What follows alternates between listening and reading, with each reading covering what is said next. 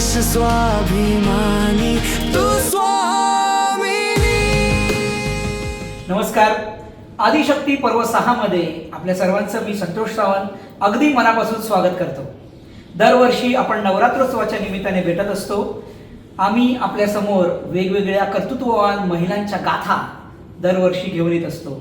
यावर्षी देखील आपण वेगवेगळ्या क्षेत्रात आपल्या कर्तृत्वाची सुवर्ण मोहोर उमटवणाऱ्या महिलांची ओळख करून घेणार आहोत. आज आहे नवरात्रीचा दिवस 3रा आणि आपल्या स्टुडिओमध्ये आलेले आहेत. चला आपण ओळखच करून घेऊया. नमस्कार. नमस्कार. आपलं नाव? माझं नाव साक्षी विनाकुंदन कांबळे आणि आज नवरात्रीचा दिवस 3रा आहे, जी देवी चंद्रघंटा हिला समर्पित केलं जातं. ती देवी, तिचं वैशिष्ट्य असं आहे की तिला 3रा डोळा ही आहे जो कायमचा उघडा असतो, जो मध्यभागी आहे. म्हणजे आपल्या भगवान शंकरांसारखा. शंकरांसारखा, बरोबर. आणि तिचं प्रतीक म्हणजे तिचं वैशिष्ट्य हे आहे की ती कायमस्वरूपी तिचा 3रा डोळा उघडा ठेवून चालते. म्हणजे जे वाईट दृष्टीचे किंवा वाईट विचारांचे व्यक्ती आहेत, जे मनाने वाईट, तोंडाने वाईट, कशाही ह्याच्यात असतील, तर त्यांचा ती विनाश करायला कायमस्वरूपी तयार असते. म्हणजे ती दुष्टांच्या निर्दालनासाठी कायम सज्ज आहे. अशी चंद्रघंटा दुर्गेचं रूप दिवस 3रा. खूप छान माहिती आम्हाला दिलेली आहेस.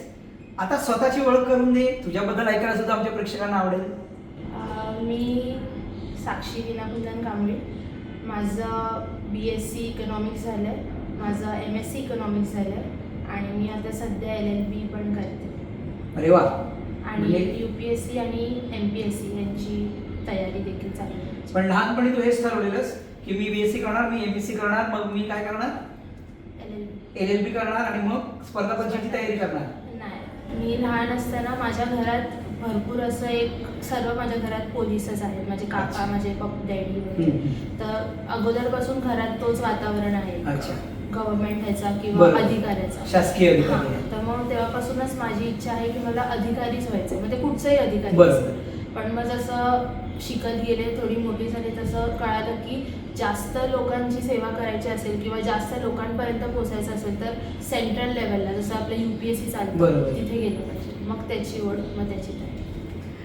मग सध्या तू कुठे काही क्लास वगैरे जॉईन केलेस? कसा अभ्यास चाललाय तुझा? हो, सध्या मी जे आपले भायखळा विधानसभेचे खासदार आहेत अरविंद सावंत साहेब, त्यांनी त्यांच्या दादर येथील कार्यालयात एक MPSCचं प्रशिक्षण केंद्र उघडलं आहे, जे जाणीव संस्थेतून चालू केलं आहे. तर तिथे मी सध्या MPSCची प्रिपरेशन्स करते.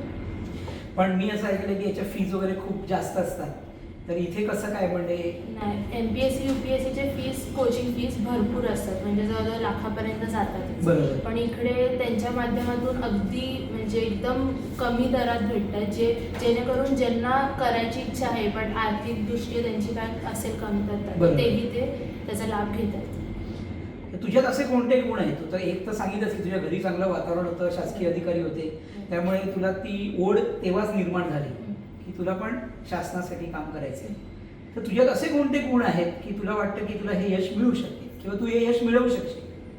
पहिलं तर मी हुशार आहे, आणि दुसरं म्हणजे माझे जे आहेत सानिध्यातले लोक मला सांगतात की माझ्यात काही असे गुण, जसं की कॉन्फिडेंट आहे मी, कोणाला उलट विचारायला किंवा कोणाला प्रश्न करायला मी जास्त विचार करत नाही. मला अडलं मी विचारते. म्हणजे उत्सुकता आणि कुतूहल यांचं दमन शमन करायची तेवढी मेहनत घेते.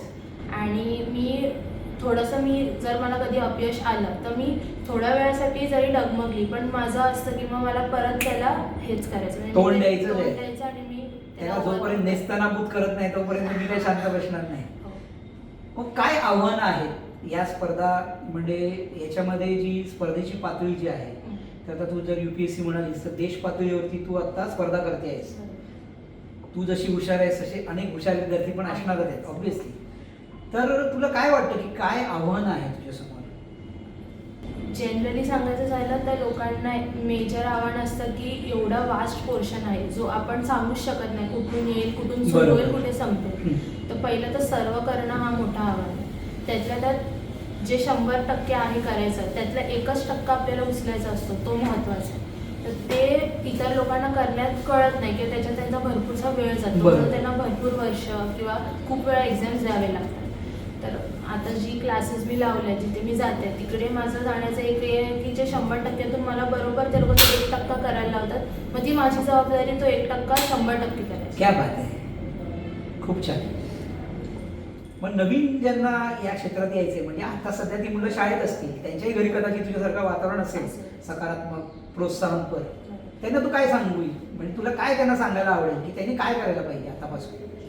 पहिलं तर आहे की जर तुम्हाला या क्षेत्रात यायचं आहे तर तुम्ही एकदम क्लिअर माइंडेड पाहिजे की तुम्हाला हेच करायचं. जर तुम्ही की ठीक आहे झालं तर असं नाही, तुम्हाला कम्प्लीट डेडिकेशन हवं, तुमच्यात तेवढं रेझिलियन्स हवं की तुम्ही ते पूर्ण करायला, बरोबर.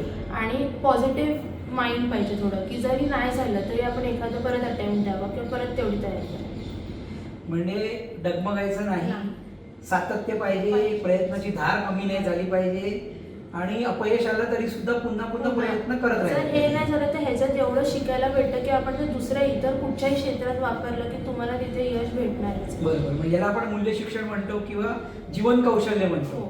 Life skills, Yes. ती तुम्हाला याच्यामधून मिळतात. मिळतात. बरं, तू तुझ्यावर येणारा दडपण, किंवा मला वाटत नाही तुझ्याकडे बघून तुला दडपण वगैरे येत असेल, पण जर कधी आलं तर तू काय छंद जोपासतेस? मला सर्वात माझं आवडतं छंद आहे ते फिरणं. अच्छा, नुसतंच फिरणं नाही, मी एकटंच? एकटं, ग्रुप, फॅमिली काही, पण मला नवीन जागा, मग ती जागा जास्त महत्त्वाची नसेल किंवा त्याच्यात काही असं फिरण्यासारखं हा. नसेल तरी मला तिथे जायला म्हणजे आवडेल. जागा साधी असेल पण निसर्गरम्य असेल तरी तुला ते आवडतं? कुठचे निसर्गरम्य ॲडव्हेंचरस मला जास्त आवडतात. कुठचे स्पोर्ट्स असेल, मी अगोदरपासून खूप स्पोर्ट्स ओरिएंटेड आहे, तर मला स्पोर्टी ॲक्टिव्हिटीज करायला खूप आवडतं. मग ते कुठेही असो ते आवडतं. मग तिकडे आपण जातो, तिकडचे एक्सपिरियन्सेस येतात, ते आपण आपल्या पर्सनल लाईफमध्ये किंवा काही गोष्टी आहेत जे नकळत आपण आपल्या अभ्यासातही वापरू शकतो. बरोबर. त्या कुठच्याही म्हणजे एका ठिकाणची ऊर्जा दुसऱ्या ठिकाणी आपल्याला उपयोगात आणता आली पाहिजे. तर ते मला आवडतं. मला म्युझिक इन्स्ट्रुमेंट्स वाजवायला वाजवतेस? तू काय वाजवतेस? कॅसिओ वाजवते. क्या बात आहे. आणि थोडंफार असं गुणगुणते? नाही, गुणगुणत नाही. असं वाटलं मला तुझ्याकडे बघून. नाही, एकटी गुणगुणते. हा, कोणासमोर ना मी लोक जातात. अच्छा, चांगलं आहे, पण हा पण उपयोग आहे एक आपल्या कलेचा. हो. आणि बस असंच जनरली फिरणं मला जास्त आवडतं. अतिशय मनमोकळा असा संवाद तिने आपल्यासोबत साधलेला आहे. जी जागा जास्त प्रसिद्ध नाही तिथे जाऊन सुद्धा ती एन्जॉय करू शकते, म्हणजे जिथे काही सकारात्मक नाही तिथे सुद्धा ती जाऊन सकारात्मक गोष्टी शोधू शकते, असं तिने आपल्याला सांगितलेलं आहे.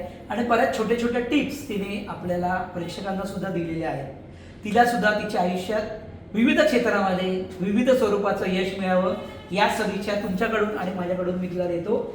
आणि इथे या मुलाखत सत्रात सहभागी झाल्याबद्दल मनापासून धन्यवाद मानतो तिचे. नमस्कार.